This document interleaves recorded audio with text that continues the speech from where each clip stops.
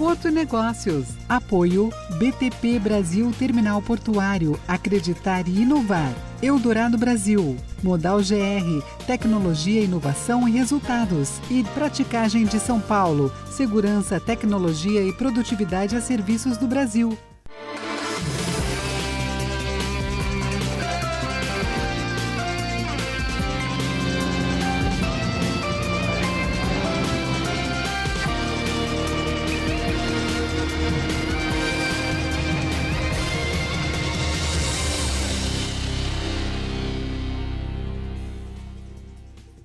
Reconhecido como o maior porto de cruzeiros do mundo, com aproximadamente 4 milhões de passageiros, o Porto de Miami é referência quando falamos da indústria de cruzeiros. E é claro que, como todos os portos que atuam com essa atividade, sofreu com a pandemia Covid-19. E para conversar comigo hoje aqui no Porto Negócios, recebo Andrew Hecker, vice-diretor do Porto de Miami. Thank you, Hecker, Andrew, to come to Porto Negócios to discuss about the Port of Miami and the cruise line industry. Thank you, Tercio. I'm very happy to be here. We have a long relationship with Brazil, and being in Miami, a lot of Latin American flavor. Perfect. So, firstly, I want to initiate our conversation talking about cargoes. Port of Miami is an important port when you talk about U.S. and Brazilian economy. We operate through ship lines, cargo, importing and export cargoes between both countries.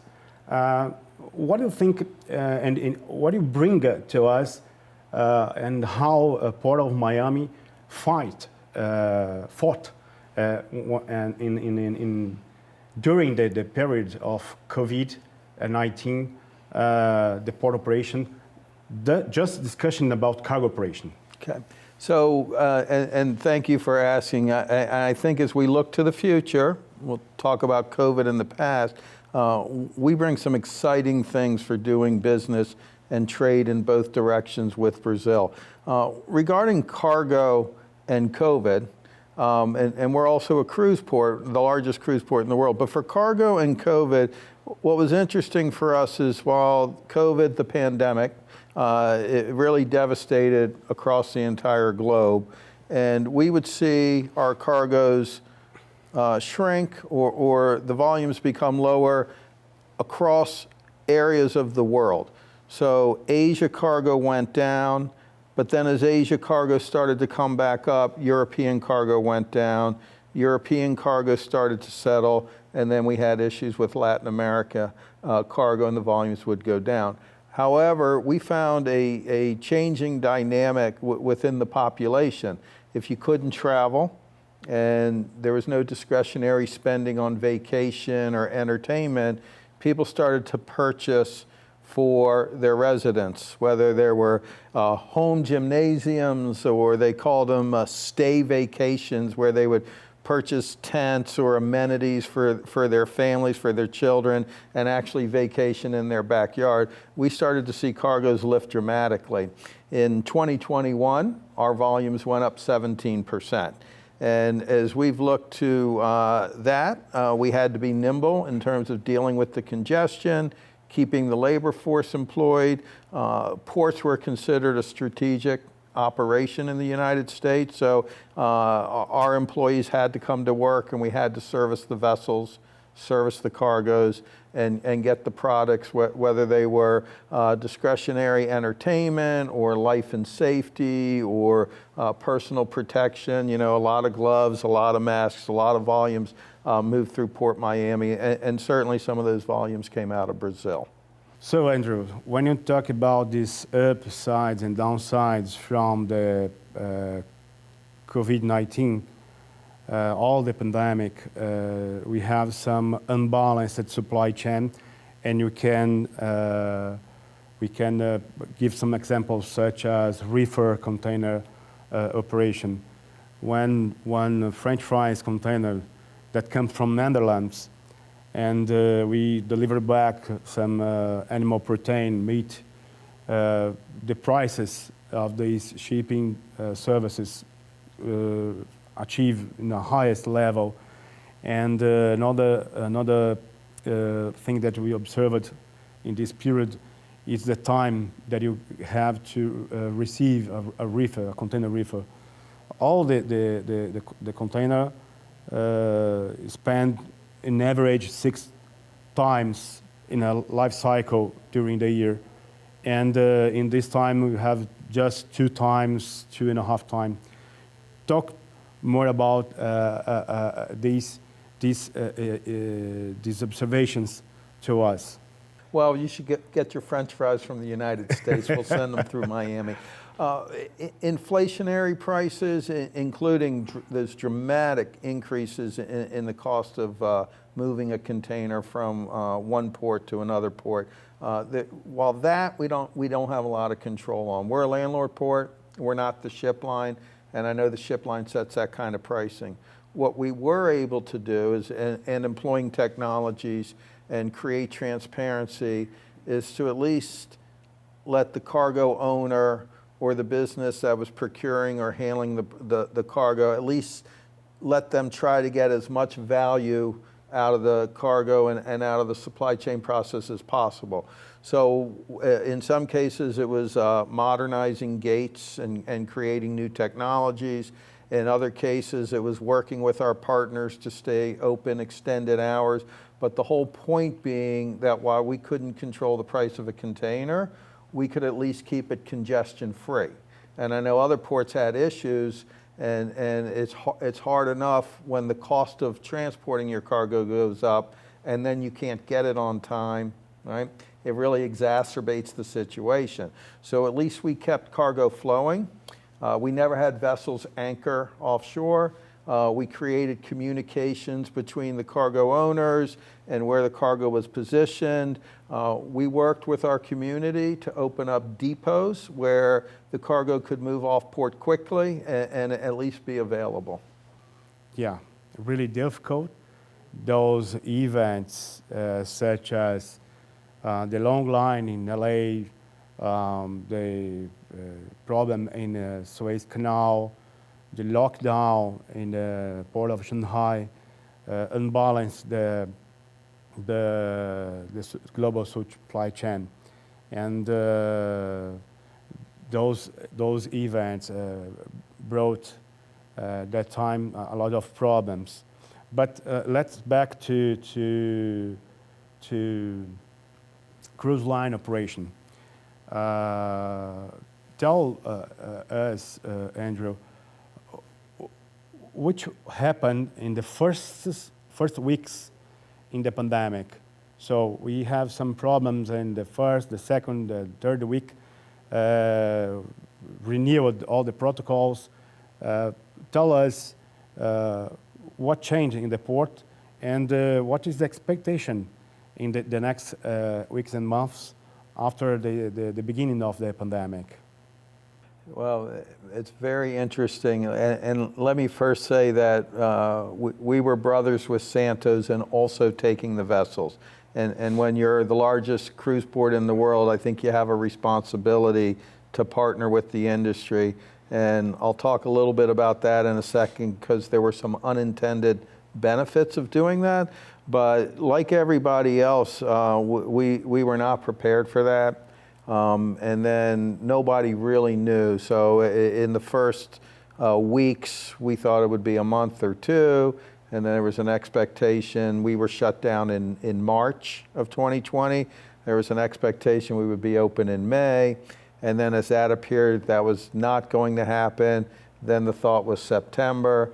But at Port Miami, we did a couple of things, and we learned a lot. And while you don't want to say there's a benefit of a pandemic, we learned to be very nimble. We learned to be laser focused on what was a priority and critical, mission critical activities. So we did not lay off a single employee. That was kind of a mandate we were going to do. We also knew that at some point in time we were going to come out of it. We did not stop a construction project. Outside of that, we turned everything. No overtime, hiring freeze. We refinanced all of our outstanding debt. That was the one good thing, was that the interest rates were extremely low. In fact, we refinanced $1.25 billion US of debt that was outstanding, and did it in a way. We won Bond Deal of the Year in the United States. So all of the debt issuances across the United States, they recognized our bond deal. When we took the vessels in, other ports, because the revenues were gone, other ports were charging, and in some cases increasing, their labor fee for vessels to come in. And we made a decision, come. We don't care if we're your home port or somewhere else is your home port, come. What we found was we kept labor employed. They did provisioning, they picked up fuel, so we were actually able to generate some economic activity and some economic benefits for the community, plus doing what you really need to do, repatriating the crew and making sure they got back home. Our sister agency, Miami International Airport, was critical in terms of helping us and coordinate that, and spending a lot of time with the cruise industry in terms of writing the protocols that eventually were accepted by the CDC. But that tightness of being financially astute helped us come out of it. Surprisingly, where cruise is 65% of our revenue, we came out of COVID, our year ended this September 30th of 2022, in better financial position than when we went into COVID. Yeah, so let's have a little break and you come for the next block. Okay.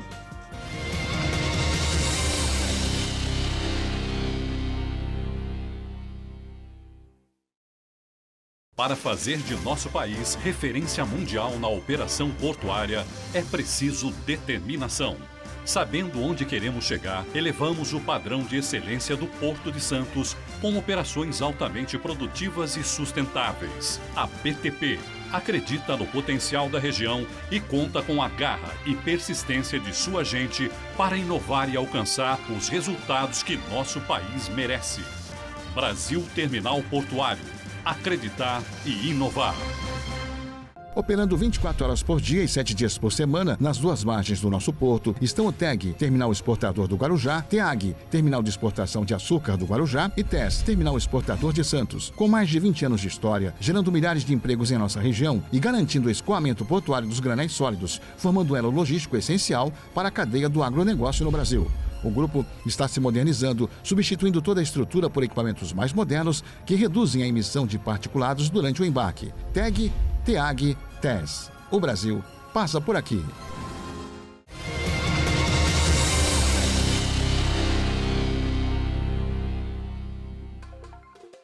Voltamos nesse segundo bloco do Porto Negócios dessa noite e ficamos com o quadro Direito Portuário com Marcelo Samarco. Direito Portuário, com Marcelo Samarco. Apoio Greenport Certificação Ambiental. Boa noite. O tema de hoje é o Decreto 11.245 de 2022, que regulamenta o novo marco legal das ferrovias, instituído pela Lei 14.273 deste ano. Entre as inovações criadas no novo marco legal, destaca-se o modelo de autorizações ferroviárias, criado com o intuito de destravar investimentos privados nos trechos ociosos, bem como na construção de novos trilhos e short lines. Desde a aprovação do novo marco das ferrovias até o mês de setembro deste ano, foram registrados 89 pedidos de autorizações ferroviárias. Somados, estes requerimentos representam a construção de mais de 22 mil quilômetros de novos trilhos em todo o país e investimentos estimados em cerca de 258 bilhões de reais. Com a publicação do Decreto 11.245 de 2022, cria-se um ambiente jurídico mais seguro para este novo modelo e a expectativa é de que novos pedidos de autorizações ferroviárias sejam apresentados, alavancando investimentos no setor, o que beneficiará fortemente a expansão da malha ferroviária brasileira, o crescimento econômico do país, o ganho de eficiência logística e a geração de empregos. É isso. Fico por aqui. Até a próxima semana. Direito Portuário, com Marcelo Samarco. Apoio Greenport Certificação Ambiental.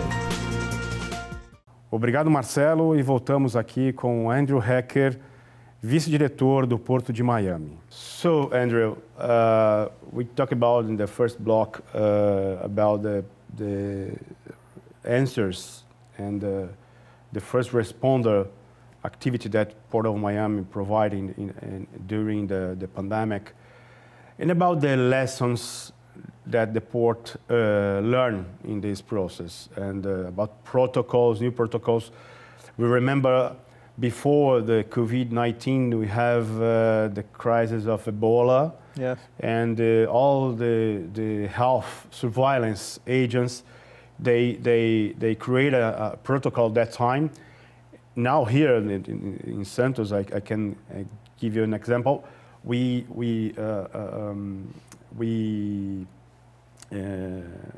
recall this protocol and update this protocol.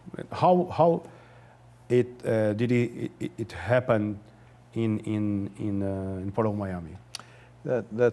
So there's three pieces to that, and let me talk about cruise first.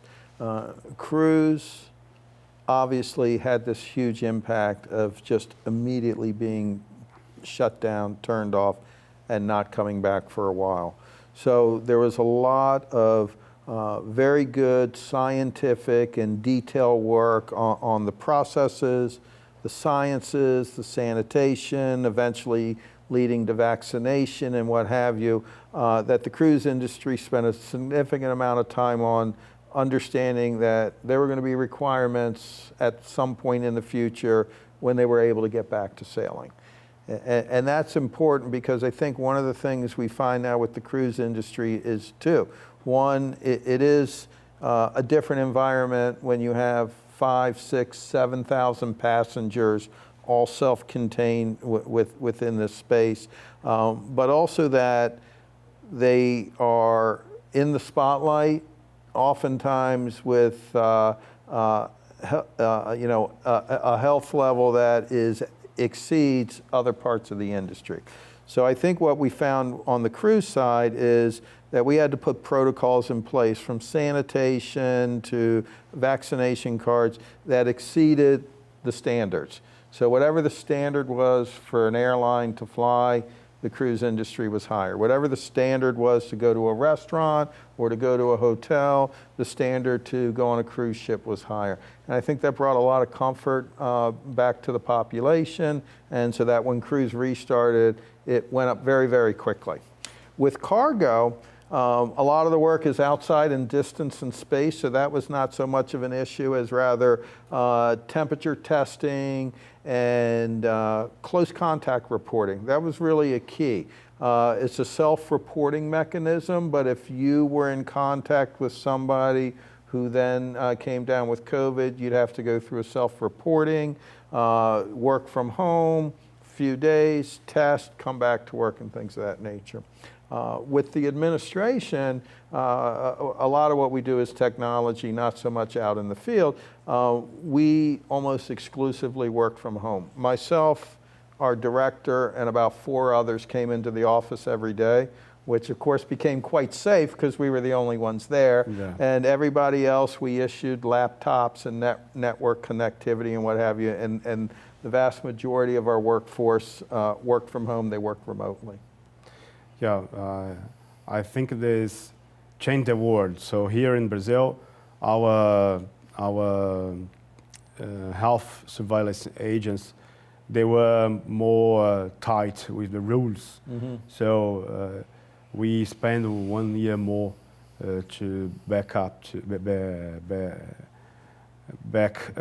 the operation. So, but I believe this industry will come back with fully force. We have a market to supply. So let's go to environmental issues. That is very important in cruise line operation, of course, but in port operation in all subjects.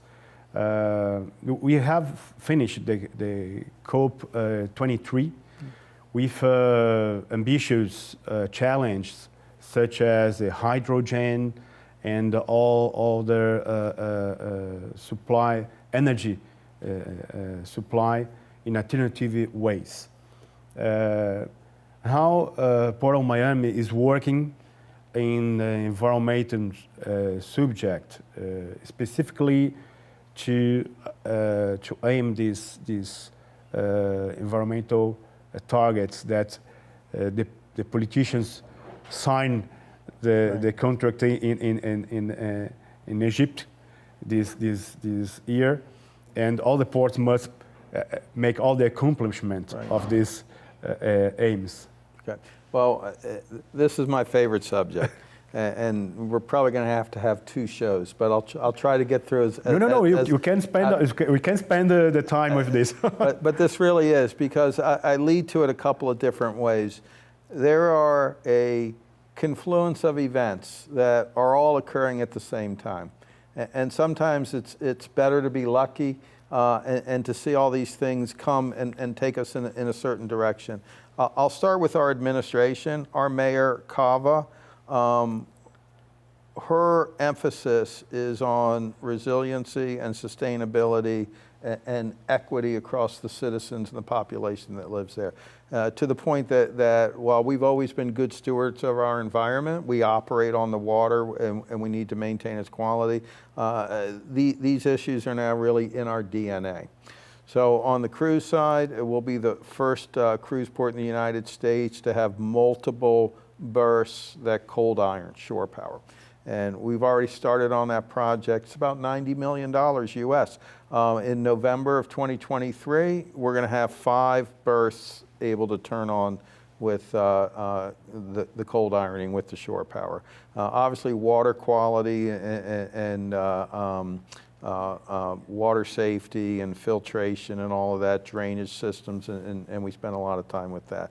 And the cruise industry, on occasion, they've been cited for certain things, maybe discharging water that wasn't as clean, but they've done a tremendous effort not to only increase, but to completely turn around, and they've become very good partners in the ecosystem. Our LNG ships are starting to arrive.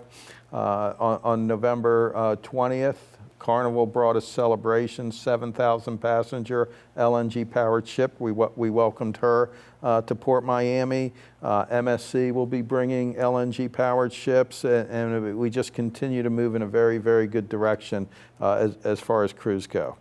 But cargo is where it's most exciting. And I mentioned earlier that there are some events in play that are going to increase trade with Miami, the United States, and Brazil. And it presents a unique opportunity when it comes to environmental sustainability. So if I may, let me first talk about the market drivers and what's led us to where we're going to go in terms of environmental sustainability. There are a number of market forces that are going to increase trade north-south. Right? Canada, the United States, Mexico, Central America, and Latin America. It doesn't mean east-west, China or Europe will go away. It just means the increases are going to be much more dramatic on north-south. Why? Well, a couple of things. We learned during the pandemic that when a really long supply chain breaks, it creates a lot of problem. We don't think that was caused by the pandemic. We think the pandemic exposed some of the flaws that exist when your supply chains are really long. So you start to see folks look at shortening the supply chains, United States to Latin America and things like that. What drove a lot of the manufacturing over to places like China in the beginning, in the 1970s, 80s, was this large gap in labor. And as China's middle class has built up, the gap in labor between many countries in Asia and many countries in Latin America is not as wide. And so do you really want to deal with these long, complicated chains that when they break, you have issues with your product, whether it's for retail or whether it's for manufacturing, when for very little difference, you can start to operate out of Latin America. They call it nearshoring. If you're a politician, I guess you call it friendshoring. But billions of dollars were invested in Asia for factories and facilities.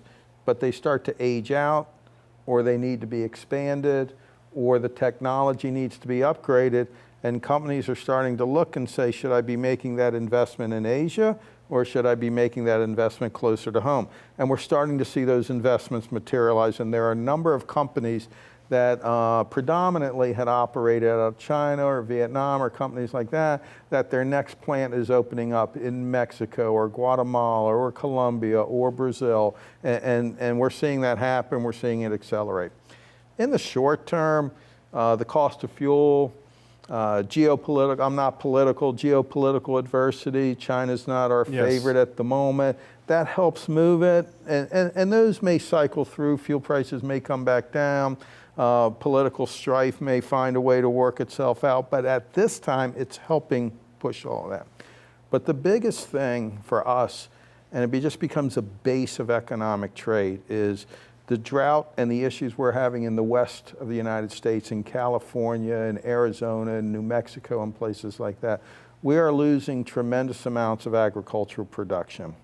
Most recently in Florida, the Hurricane Ian came through, it wiped out the citrus crop. So it's just disappeared. So unless the United States is going to change its eating habits and its consumption habits, where's orange juice going to come from? Brazil. Soy, right? Fruits, vegetables. California lost 1 million acres of agricultural production in the last couple of years. Double-digit reduction in tomato production year after year after year. So this is all... It's about the climate change. It's climate change, but it is climate change. And some people ask the question, well, there's fires in the West Coast. Yeah, there's fires, but the water levels, you know, for those of your listeners, your watchers, viewers that may not be familiar, you can go online and look at the level of the Colorado River 10 years ago and the Colorado River now, or Lake Mead. And now they're finding things, you know, skeletons in the bottom of Lake Mead and things like that because of this lack of water. So when you can create economic trade on a recurring, consistent basis that you can rely on, even if you start with a base commodity in, say, agriculture, then textiles follow, and then foot apparel, and then appliances, and we can continue to do this trade back and forth. So I know your question was about environmental. So what's exciting for Miami is when this pattern goes north-south, then we're in a prime position. So we need to expand our capacity dramatically. And so we're rebuilding on port, and we're building 2 200-acre inland ports. And this is where the kicker is. We're decarbonizing the entire supply chain, no more fossil fuel. So the tug is electric, the cranes are electric, shore power, all the equipment is electric, the locomotives to go to the inland port, because it's not too far, are electric, and then the trucks that do the last delivery to the customer are electric. Because there's 18 million people that live between Orlando and Miami, and that's only 200 miles. So this would be a much harder undertaking if we were trying to go from California, Los Angeles to Chicago, but to do it from Miami to Orlando. So we're committed to be 100% no fossil fuel in 3, 4, 5 years. Yeah. So that's how we help the politicians who sign their name. Yeah, it's a challenge. It is a challenge. Yes.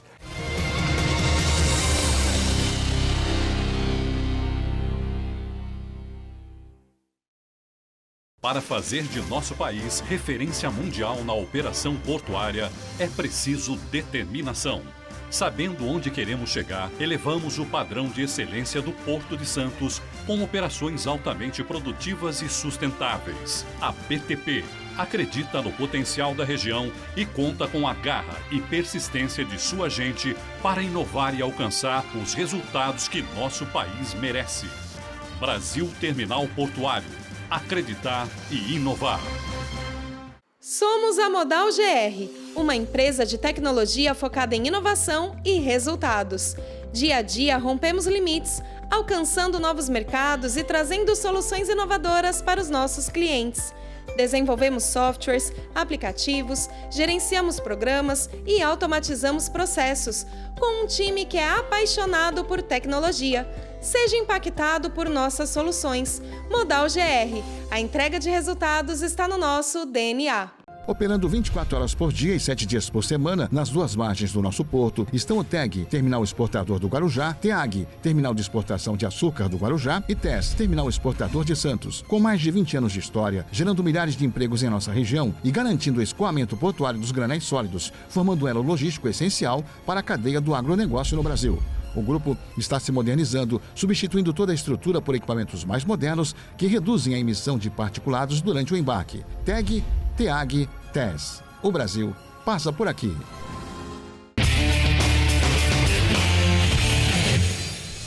Olá, tudo bem? O Minuto Porto Negócios fala nesta edição sobre os anjos do mar. Isso mesmo, é assim que eu gosto de chamar os práticos. E a Praticagem de São Paulo adotou o Programa de Gestão de Emissão de Poluentes Atmosféricos do Instituto Via Green. O objetivo é implantar melhores práticas para neutralizar os gases do efeito estufa e de outros poluentes. Entre as medidas adotadas estão o aproveitamento das águas pluviais e de reuso, o uso de energia solar no estaleiro e a adaptação de motores eletrônicos nas lanchas. O Instituto Via Green é uma organização de pesquisa e desenvolvimento de projetos sustentáveis. A proposta é reduzir os impactos ambientais negativos relacionados às atividades empresariais no setor de transporte. Esse foi o Minuto Porto e Negócios. Até a próxima. Apoio. Praticagem de São Paulo. Segurança, tecnologia e produtividade a serviço do Brasil.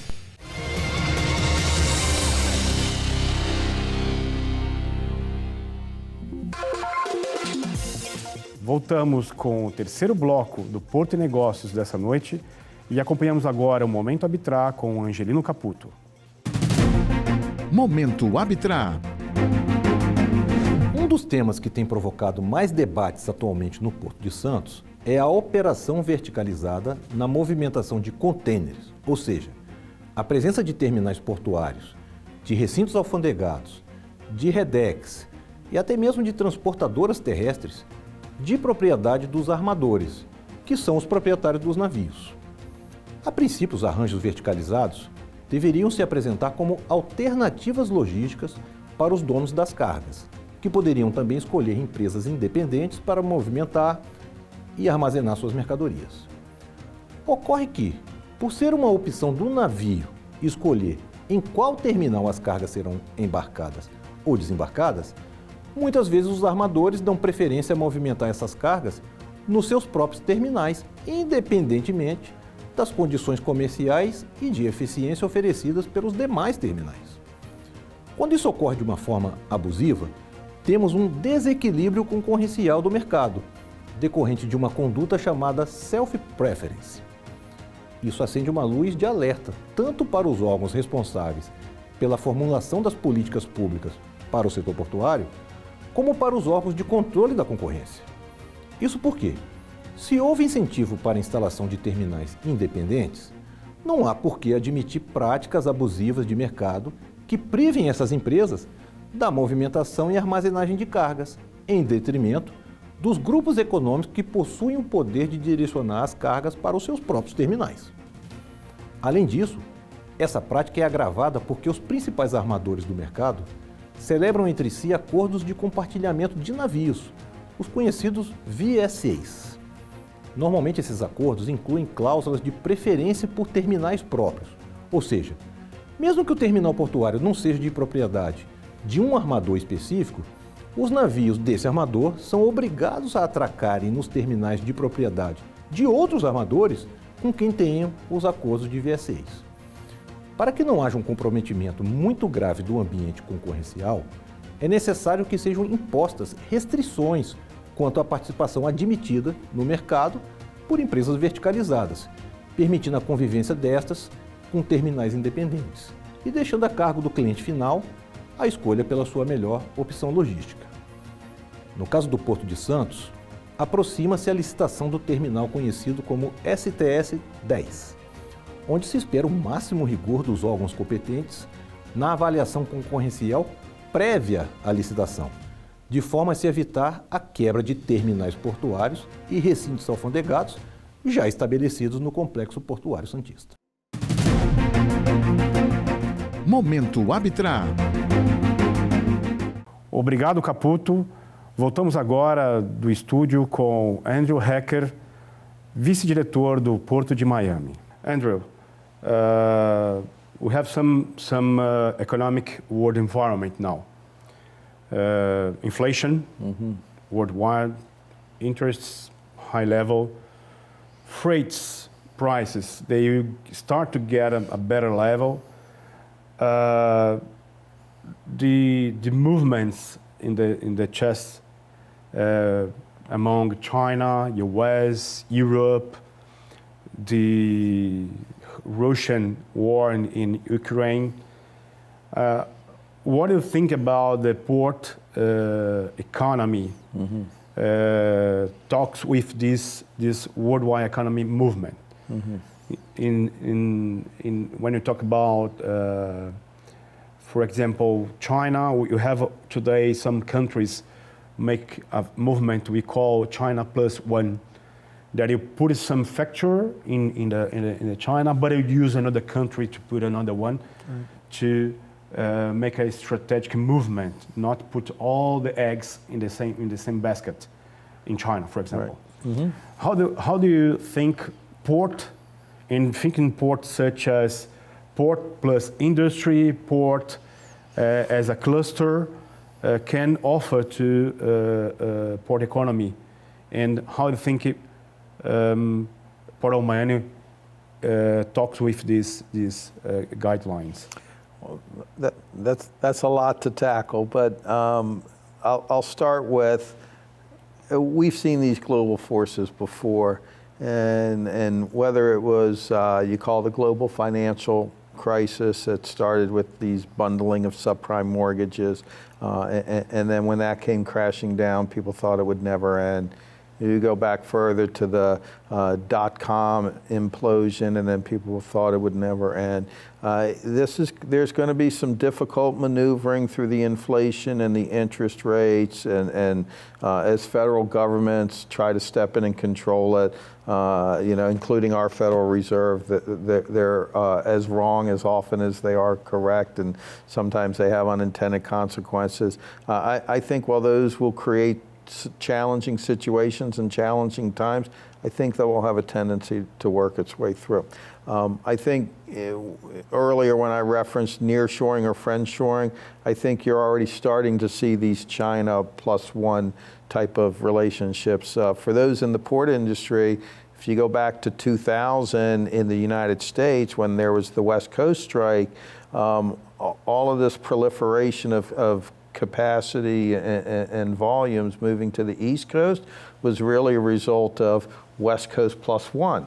So on a smaller scale, very, very much the same type of thing.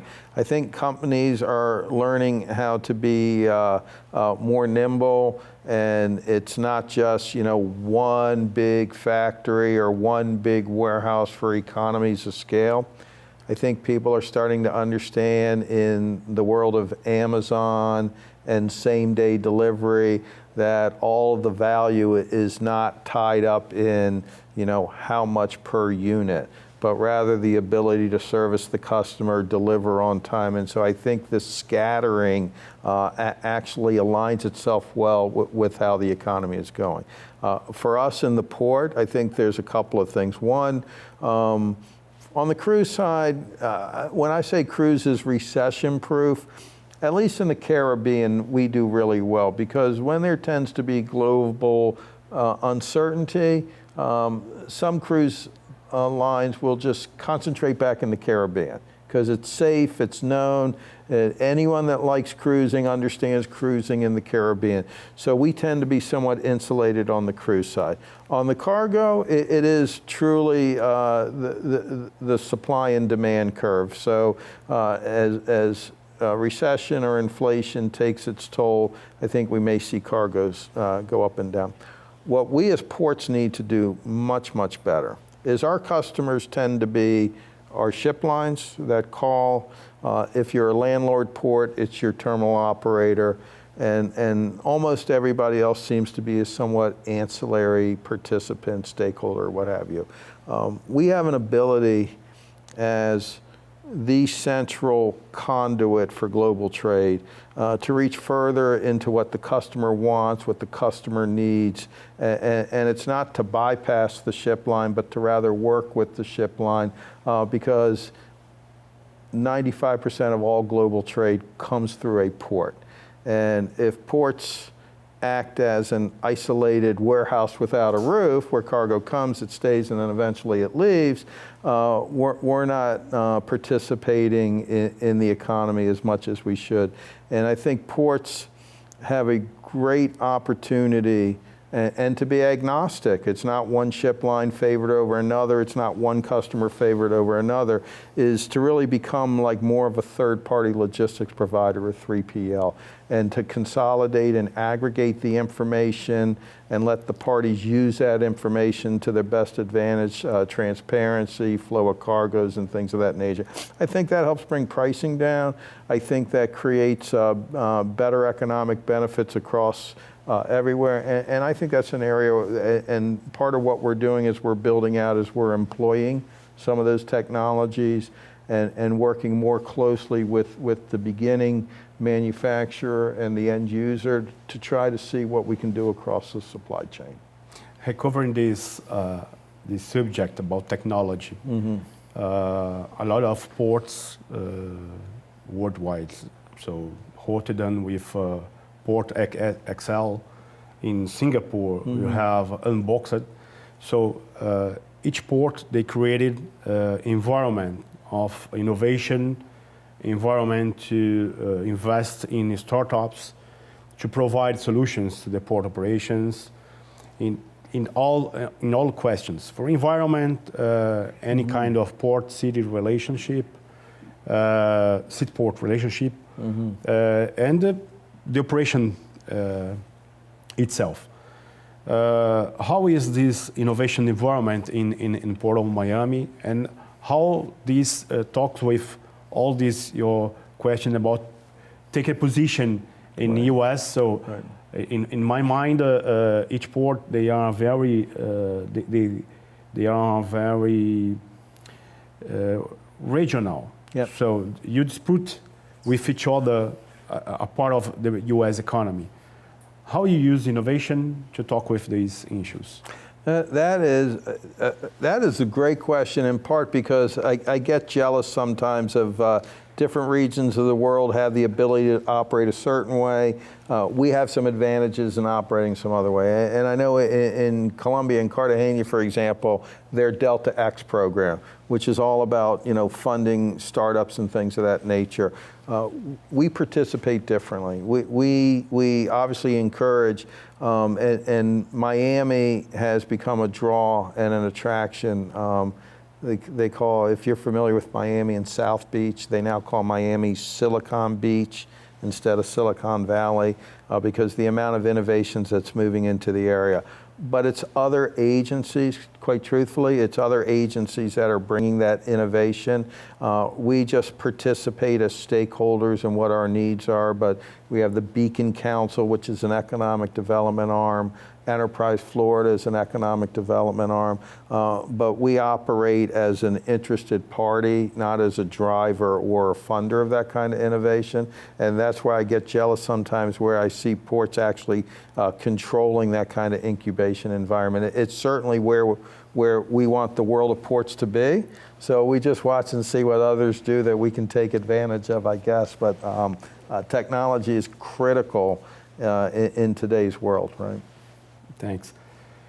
And for finish our interview, I want to ask you to share what did you bring to APA Congress, and what do you explain to our attendees at the Congress? Oh, thank you for asking that.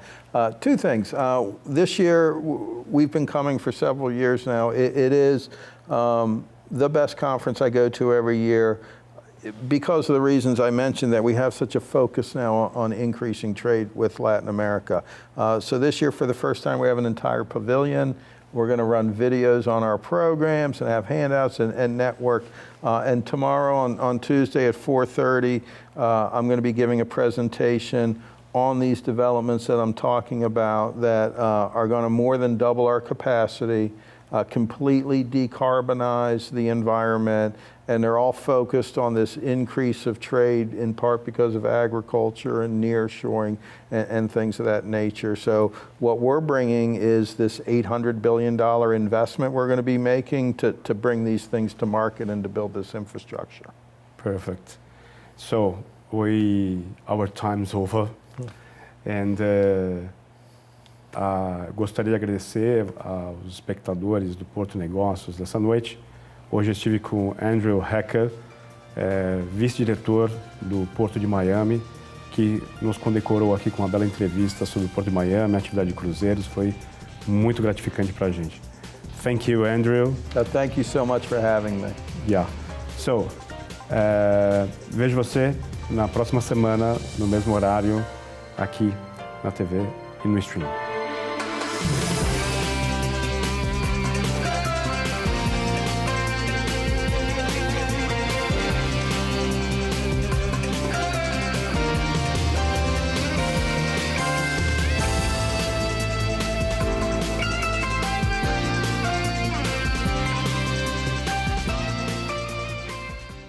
Porto Negócios. Apoio BTP Brasil Terminal Portuário. Acreditar e inovar. Eldorado Brasil. Modal GR. Tecnologia, inovação e resultados. E Praticagem de São Paulo. Segurança, tecnologia e produtividade a serviços do Brasil.